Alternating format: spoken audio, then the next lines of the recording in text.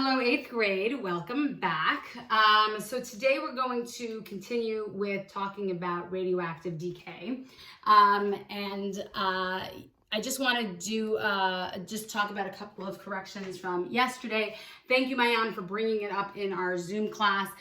Yes, it was mistakenly calculated yesterday when I did the example of the sodium, right? We talked about how sodium has 11 protons. We said it had an atomic mass of 24 because from the example yesterday we said there were 13 neutrons, and sodium is going to convert into fluorine. Fluorine has 9, and we said that the reason why it's converting to fluorine is because it's losing 2 protons. But what I forgot to mention when I was doing the example, but I did mention it previously, it also is going to lose 2 neutrons, right? So the atomic mass is going to shift -4, right? So 2 protons, 2 neutrons, that's going to be a shift of 4. So instead of being 22, which is what I wrote up there, it's going to actually be 20, right? And then we know it also, so this is what it converts into, but the reason it converts into is because we're losing a helium atom, which I said was a helium nucleus, which it is a helium nucleus, but as it's moving past the electron shells, it's going to pick up 2 electrons, and so sodium is not going to end up having 2 extra electrons, right? Everything's going to be in balance, and so it will turn into a helium atom or helium nucleus. Either way is correct, right? A helium atom or nucleus will be emitted from it's really the nucleus that's being emitted from the nucleus, but what will result is a helium atom, okay? So they're both really technically correct. So we have helium, and helium has 2 protons and an atomic number of 4, because this is going to have 2 protons and 2 neutrons, which is basically what it just took away from sodium, okay? And so this isotope, right, is an unstable isotope. We know that atoms are going to be unstable either because there's too many things in that nucleus, right? And so the strong force is going to become weakened. Or the other thing is that the ratio between neutrons and protons are not a stable ratio, right? We know that there's kind of like this fine line between having the right number of neutrons that kind of keep the protons, you know, at bay, because we don't want them to repel each other too much, but also having too many neutrons, and it ultimately will weaken the strong force. So there's kind of this balance that every atom has to undergo. And so if it's not, you know, correctly in that balance, over time, what's going to happen is it's going to fall apart. So that is a correction from yesterday. I didn't notice it even as I was doing the equation. That doesn't even balance out, right? 22 and 4 do not equal 24, right? It equals 26. So thanks for that catch. But 20 and 4 equal 24, and 9 and 2 equal 11. So what ends up happening is that what we could do is check our work, which I should have done yesterday, right? Is do the math and make sure that whatever's on this side equals to whatever's on that side, okay? So the 20 plus 4 is equal to 24, 9 plus 2 is equal to 11. I know that I just calculated my beta decay correctly. So before I go on, I do want to do one other example of beta decay, just so that we are on the same page, okay? So we're going to do Ra, which if you look at your periodic table, take a look at what Ra is, and that is radium. And radium has an atomic number of 88.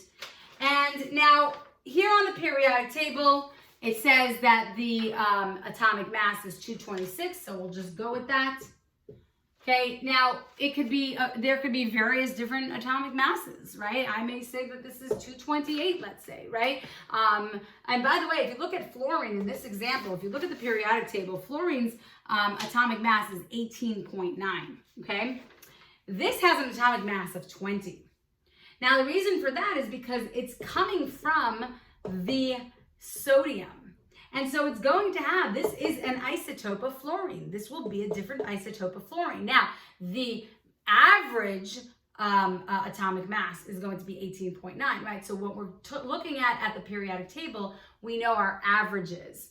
but we can have a fluorine that has 20. It doesn't have to have 18 or 19, right? Which is what is indicated on the periodic table. So you think, oh, let me look at the periodic table to see what the atomic mass is for fluorine. No, it doesn't work that way. You have to calculate it based on what the original element was that underwent that decay. And then you'll be able to get a more accurate number for whatever that atomic mass is, okay? So going back to radium, that's atomic number 88, which means there's 88 proteins. It has the atomic mass of 226, which I'm going to ask you on your assignment to calculate how many neutrons there are. So you could start working on that now. And that is going to undergo alpha decay. All right, and so what's going to happen when it undergoes alpha decay? What is it getting rid of? It's getting rid of a helium. So there's 4 atomic mass of 4 is going to be lost, and 2 protons are going to be lost as well. And what it's going to end up turning into is, if I look at number 88 and I'm going to lose 2, that means I'm going to go look at number 86 and I'm going to see from my periodic table what is that, and I'm going to look, and it's radon, which is atomic symbol Rn, and we know that it's going to have the atomic mass of 226 minus 4 is 222, and that's going to be what my element is once this undergoes transmutation, okay? On the periodic table, it happens to be, it is 222, so it's the same as the periodic table, but there may be differences really depending on what this originally started as, okay? And what isotope this was. We don't know. Every example may be different, so just look specifically at these numbers, okay? Now, one of the things that I want you to realize is that there's a conservation of 2 things here. Let me get another marker so that it's a little easier to see. So there's a conservation of 2 things. There's a conservation of mass, and there's a conservation of charge. So if you look at this side, it is equal to the mass of the 2 different elements on this side, and it is equal to the amount of protons, which would conserve our charge, right, on this side. So 86 plus 2 is 88, 222 plus 4 is 226, and there you go. Everything kind of equals out. Okay, so that is it for alpha decay. Today, we're going to talk a little bit. So we have about 7 more minutes approximately. So for 7 minutes, we're going to talk a little bit about beta decay. We may not be able to finish it up today, but we'll try to do as much as we can. Okay. By the way, a lot of times I'm doing these videos late at night, and so mistakes may happen. So definitely bring it up to me at the Zoom meeting. You can email me throughout the day. I am chasing around a 5-year-old all day, and so if I don't get back to you through your email, then feel free to bring it up at Zoom. So because at that point, I will be able to be more attentive to your questions, given that Yochai lets me. But, we'll just kind of go with it as we do. All right, so the next kind of decay, this is called beta decay. So this is our second type, and it's called beta decay. And basically, there are 2 types of beta decay.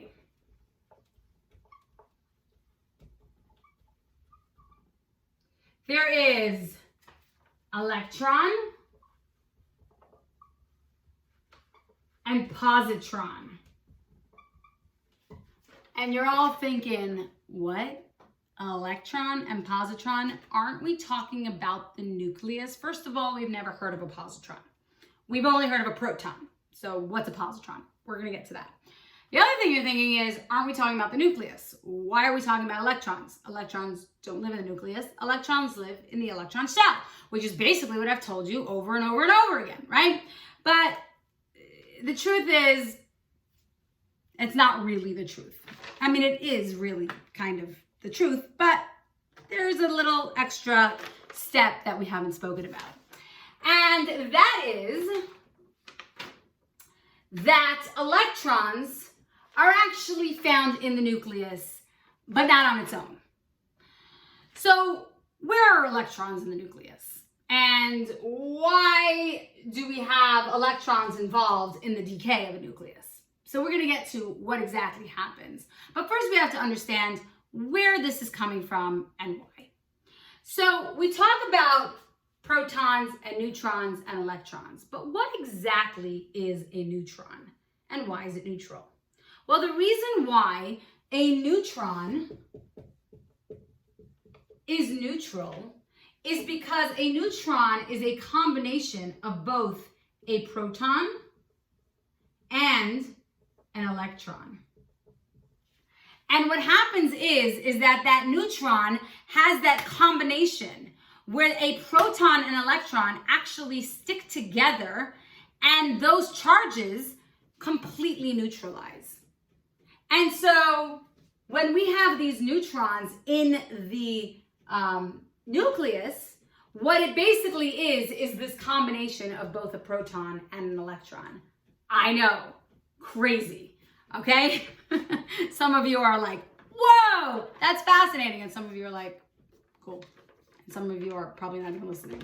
No, you're all listening, right? Right? All right, good. So we have this proton and electron, right? So why is it going to undergo this kind of decay where now we have this electron involved? So what happens in the case? We're going to talk about the first one, which is electron decay. So I'm actually going to erase this because we don't need it anymore. Now that you all understand that. So the first one we're going to talk about is electron beta decay. So in the case of electron beta, we have a situation where we have too many neutrons, okay? So this situation, the nucleus has too many neutrons. And so there's not enough of, and basically what's happening is if there's too many neutrons, that atom is going to be too big, that nucleus is going to be too big. It's weakening that strong force. So this ratio between the neutrons and the protons, it's not really fitting into that perfect number. And so what it needs to do is, so what the atom does, the atom then breaks apart the neutron into a proton and an electron, because we know that a neutron is the combination of both a proton and an electron. So what it's going to do is the atom is actually going to break that neutron apart, and it's going to end up having a proton and an electron, okay? Now the proton stays in the nucleus. The electron leaves the nucleus.